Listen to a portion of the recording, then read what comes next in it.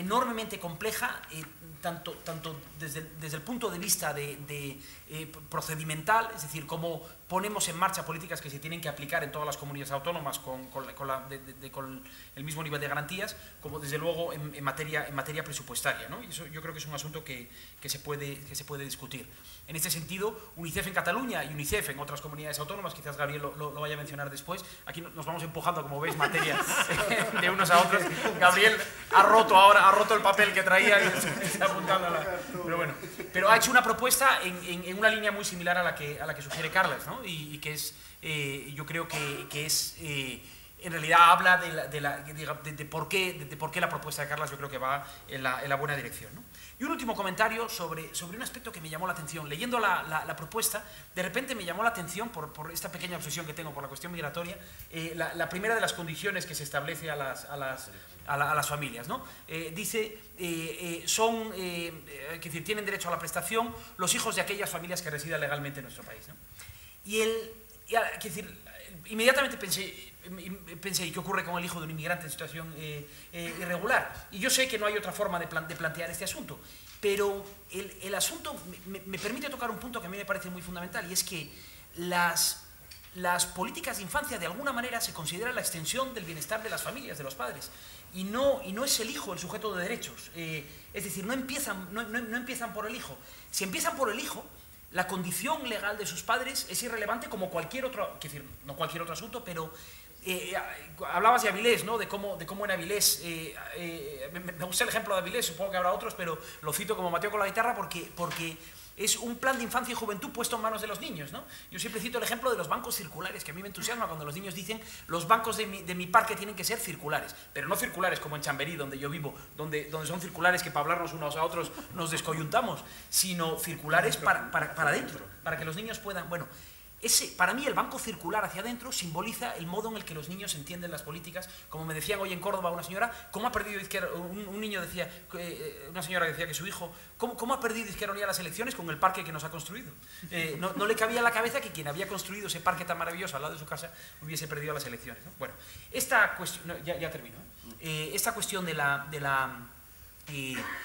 modo en el que se plantean las políticas de infancia, es decir, cómo logramos rescatar al niño como sujeto de derechos y que las políticas empiecen por los críos y no acaben por ellos, que no son, a mí me parece un asunto esencial del diseño de las políticas públicas. Pero bueno, termino como empecé. En fin, yo confío en que este asunto tengamos por lo menos la oportunidad de ver su debate y de tener una discusión seria, razonable, diferente de este debate espasmódico e inútil que tenemos sobre pobreza infantil a menudo, donde nos regimos casi por las noticias que aparecen un día y donde tenemos que responder casi en fin, de una manera, bueno, espasmódica, como digo. Bueno, gracias.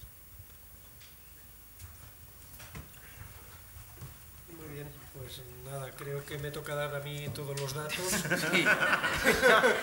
Muchas gracias. Primero, muchas gracias a Quorum. Además, creo que este formato es enormemente acertado y sobre todo también el formato previo y lo que continúe en la web creo que puede ser enormemente interesante y alimentar continuamente este debate sobre esta propuesta. Yo me voy a ceñir más a la propuesta que a otros ámbitos de la pobreza infantil, pero muchas de las cosas evidentemente pues ya están dichas y no voy a incidir mucho más en ellas.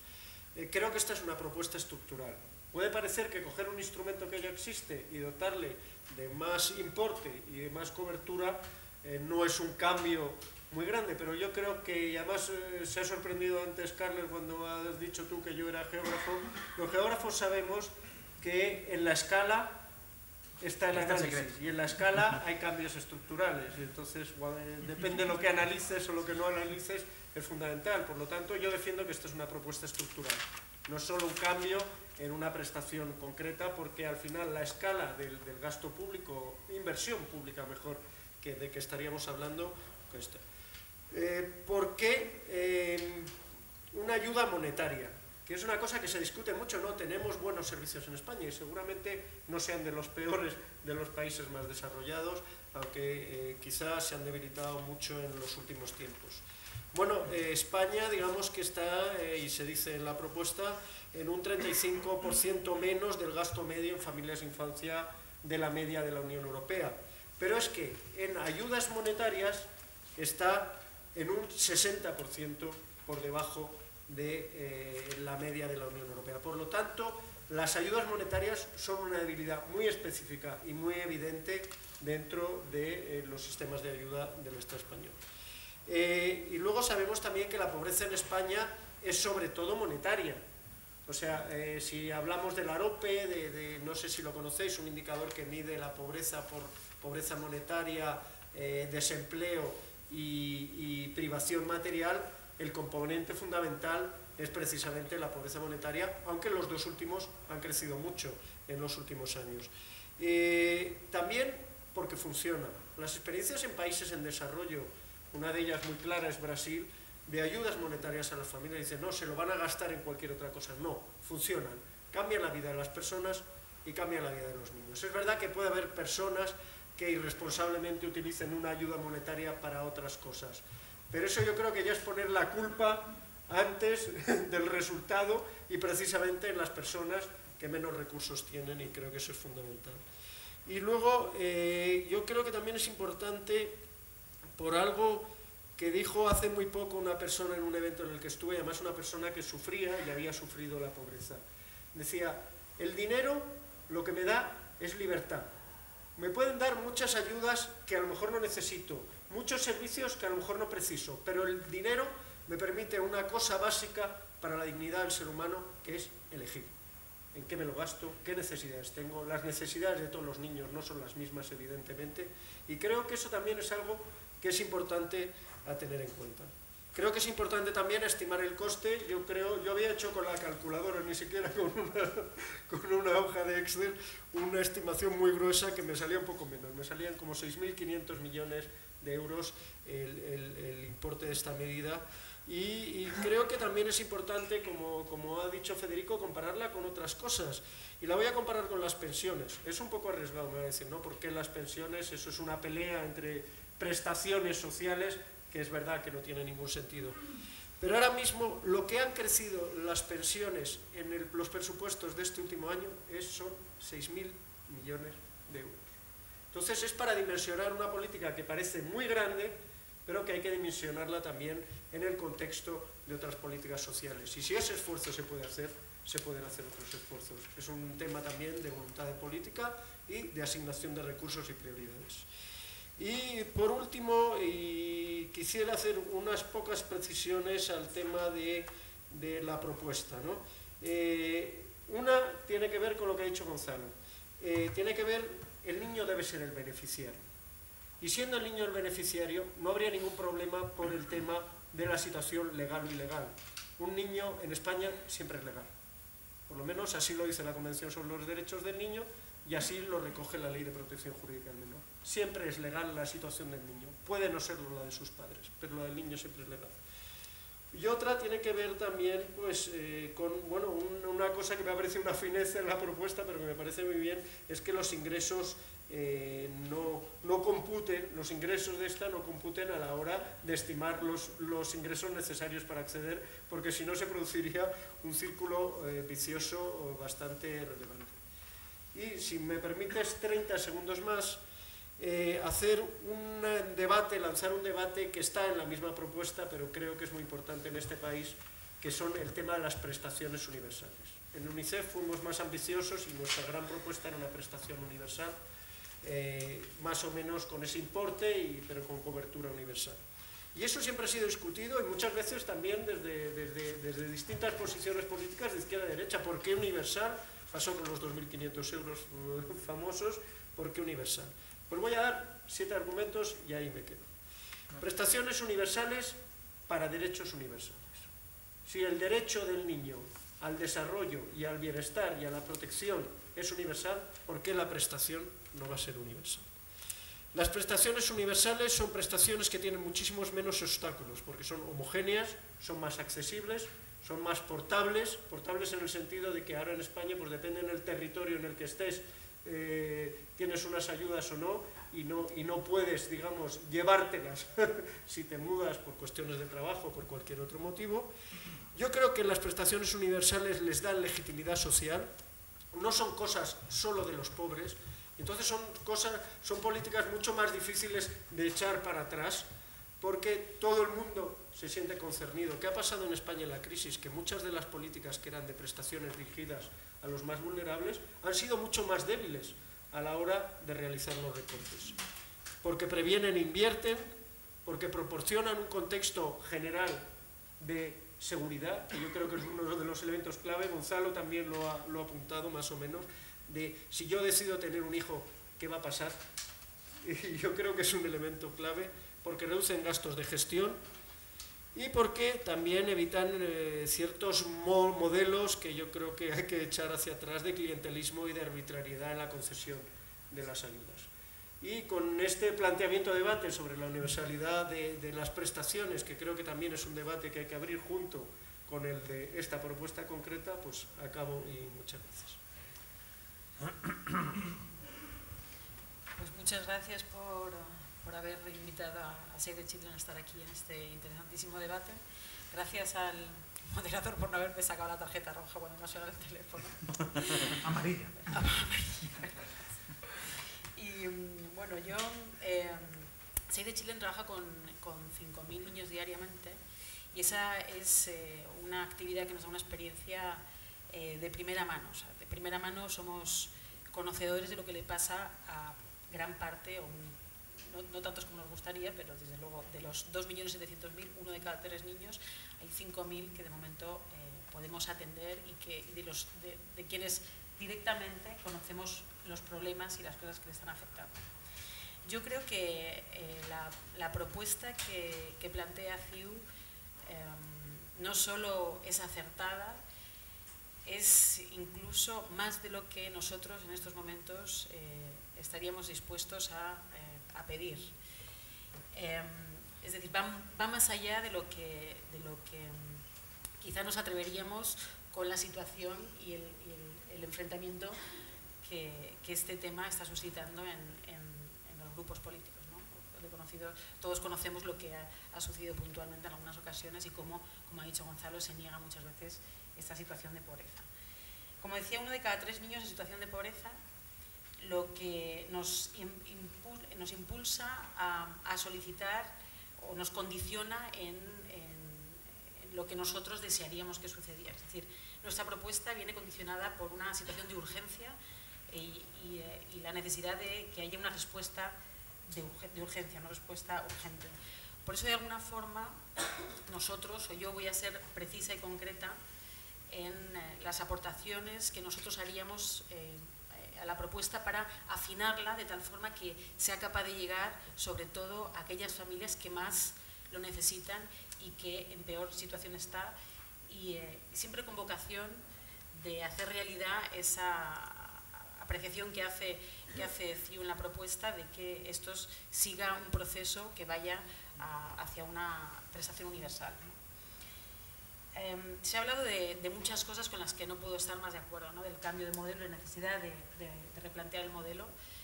Yo creo que gracias a estas propuestas vamos a ir, desde las organizaciones que trabajamos por la infancia, queremos ir girando ese modelo hacia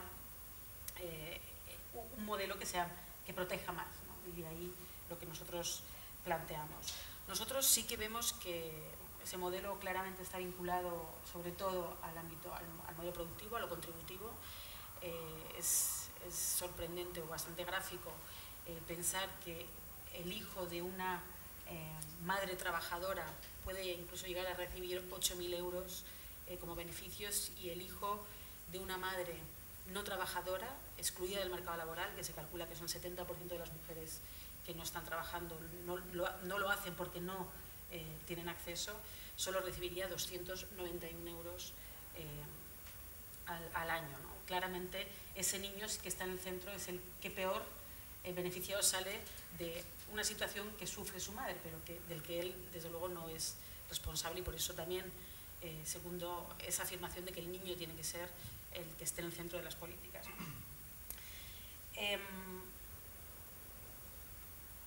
En ese sentido, nosotros lo que planteamos como apreciaciones muy concretas, que deberán de ser, quizá no suficientemente cuantificadas, no han sido objeto de un análisis y un estudio tan concienzudo y tan sólido como el que llevó a cabo UNICEF para plantear la prestación universal, pero sí que supone parte de la reflexión de lo que nosotros entendemos que debería de ser esa aproximación de una protección concreta a las familias que más los necesitan, ¿no? En ese sentido, nuestra primera propuesta sería cómo se calcula esa renta familiar que permite acceder al menor al menor a esa prestación, ¿no? Que eres el beneficiario de esa prestación. Aquí nosotros lo que propondríamos sería que a los ingresos las familias pudieran restarle determinados gastos que entendemos que son vitales para que el niño disfrute en igualdad o tenga esos derechos cubiertos o que tenga ese respeto a los derechos humanos. Y aquí planteamos, por ejemplo, teniendo en cuenta que el tema de las hipotecas, de los créditos hipotecarios ha sido algo dramático en la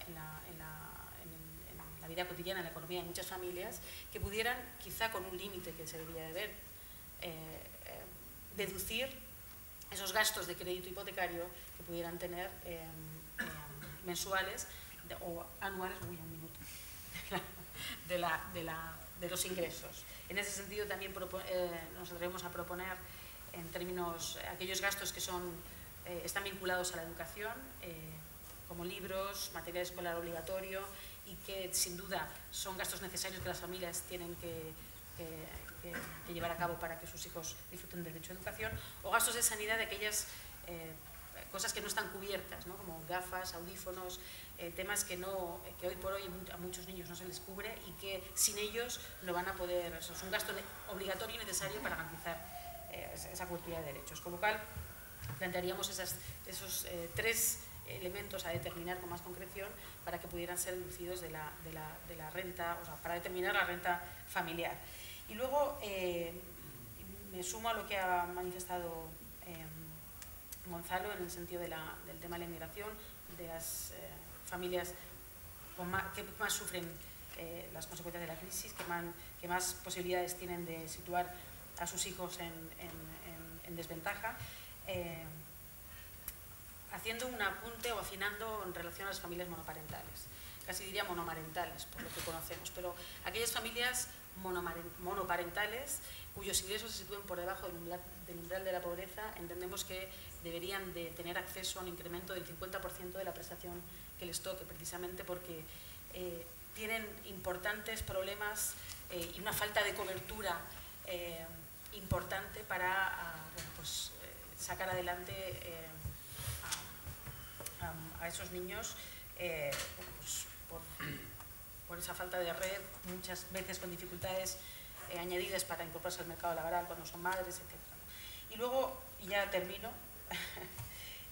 sí solicitaríamos también la compatibilidad con ingresos derivados de trabajos puntuales o esporádicos, fundamentalmente para evitar la economía sumergida y para fomentar o promocionar la activación de muchas mujeres al mercado laboral.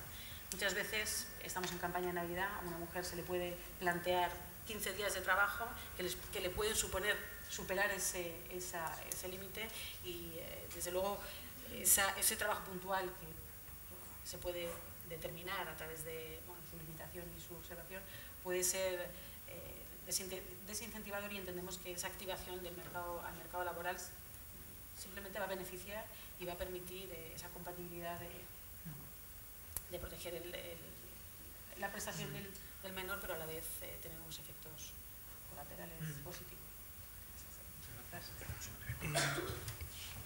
Sugiero una cosa, yo creo que ha habido varias cuestiones que, aunque no se han planteado como preguntas, yo creo que merece la pena que Carles tenga esa ocasión de responder. Entonces, abro un turno de 5 minutos para ti y luego ya pasamos a las preguntas. Yo creo que tenemos tiempo suficiente, pero yo creo que si no, yo tengo la sensación de que te vas a encontrar con demasiados temas que responder después. Rojo.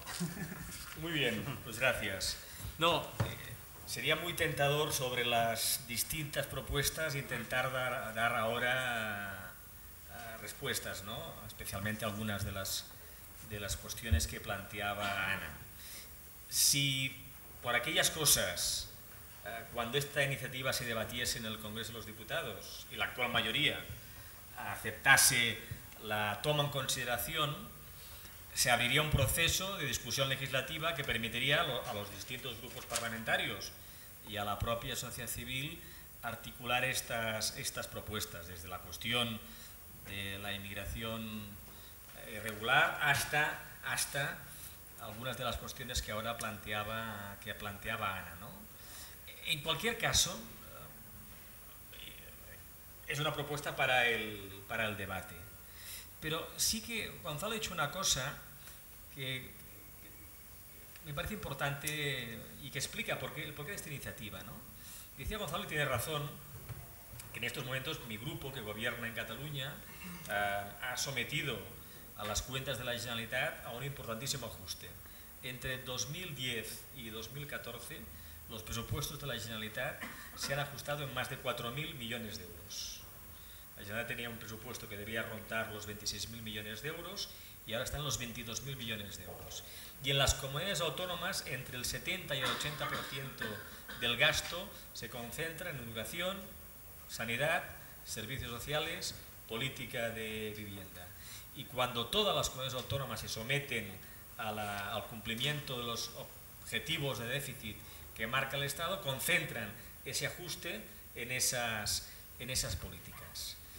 El margen que tienen los gobiernos autonómicos para cubrir el riesgo de pobreza entre los menores, en la actual crisis, pero al margen de la actual crisis, con el modelo de financiación autonómica que existe en España, para el conjunto de las autonomías, con la excepción del País Vasco y Navarra, que comen aparte, hace que la capacidad financiera que tengan para hacer una operación de estas características sea muy escasa.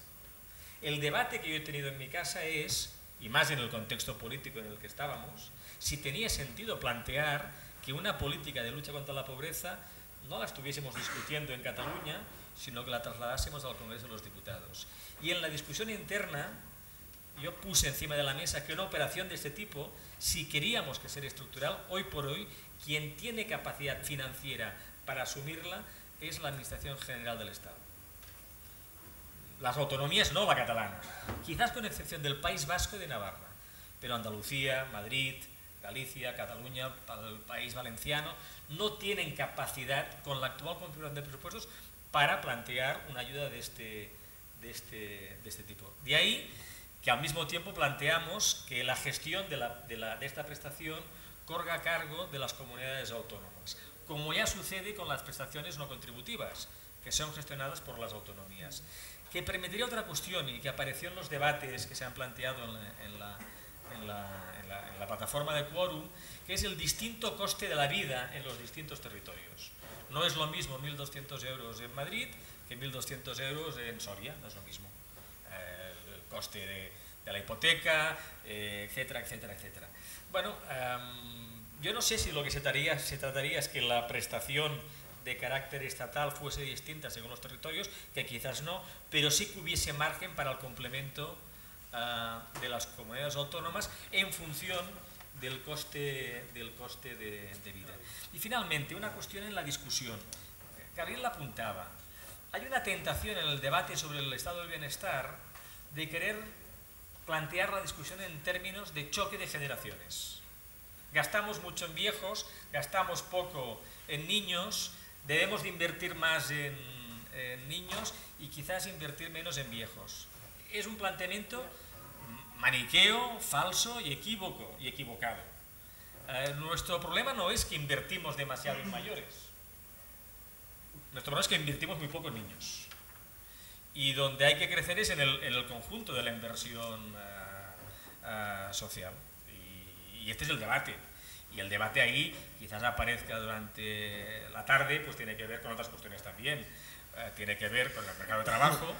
Somos uno de los estados con una tasa de empleo global de las más bajas del conjunto de la Unión Europea, incluso también antes de la crisis, con un nivel de recaudación fiscal 7-8 puntos por debajo de la media europea y con un gasto por desempleo de los más altos de la Unión Europea. Casi en todas las rúbricas del gasto social estamos o en la línea de la media europea o hacia abajo. En el único que incluso en las etapas de crecimiento económico estamos por encima es en el gasto por desempleo. Hablo de memoria, pero en el mejor momento de la economía gastábamos unos 13.000, 14.000 millones de euros en prestaciones por desempleo, con un desempleo del 8%. Ahí hay un margen para la política pública, tanto en prestaciones por hijo a cargo, guarderías, desarrollo de la ley de la dependencia, muy sustancial, que además no son tan solo gasto algunas de estas políticas, sino también son políticas de ingreso por el vía del empleo que se puede crear en esos sectores. Por tanto, ahí hay también una discusión más amplia estrictamente de la planteada aquí. Muy bien, pues yo creo que abriendo ya en la parte de debate con todos vosotros, primero tiene la palabra, por haber participado, tienes el premio de abrir el debate. Luego yo haré la pregunta en nombre de la persona que no ha podido estar aquí, pero que también participó. Y yo creo que, dependiendo de cuál sea la pregunta, a lo mejor abrimos a una serie de preguntas más para que podamos responder. Yo creo que es más eficiente responder en conjunto. Vale, muchas gracias. Bueno, también quería agradecer a Quorum y al equipo de Quorum por abrir este canal que me permite dejar más ideas y, bueno, a los parlamentarios y al resto de gente que ha venido aquí, ponerse al otro lado de ese canal, ¿no?, para recibir esas ideas. La idea que planteé yo en la página, básicamente he observado que sí, que la propuesta ahora mismo es subir mucho ese umbral máximo para tener esta prestación para la infancia. Pero ¿qué pasa? Que al final, cuando ves los gastos de los hogares, la gran parte del gasto del hogar es la parte de la vivienda. Y simplemente es un ejemplo, ¿no?, al final, para centrarme en el monto más gordo, y observé que si analizas eso por región, varía significativamente, ¿no? Los datos que dispongo yo del INE, los que son públicos, se observa que en las comunidades autónomas puede pasar de 7.700 euros anuales de gasto de vivienda hasta los 13.000. Hay una variación muy importante. Al poner un límite, un umbral fijo para esa prestación, ¿qué pasa?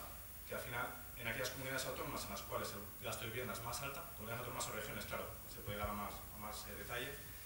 ¿Qué pasa? Que al final el margen, el dinero que tienen las familias para gastar en los hijos es mucho más pequeño. Por lo cual, a lo mejor, al poner ese margen tan fijo, lo que hacemos al final es comprimir y cerrar el gasto a las familias en comunidades más, que simplemente por temas de vivienda, por temas de alquiler, tienen que gastarse más dinero en esa vivienda. Entonces, bueno, me gustaría plantear esta cuestión a los ponentes y bueno, y también a los parlamentarios si quieren contribuir también en la página web y debatir este debate ahí, y si les gusta, pues bueno, ya promoverlo y ya, mejor que mejor.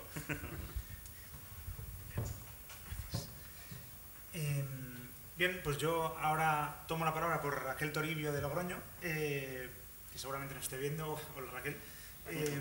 Había dos preguntas que yo, las que sin ser un experto en la ley, igual se pueden responder desde el punto de vista de la ley, y si no, desde la importancia o relevancia que pueda tener para el tema de la pobreza infantil en España.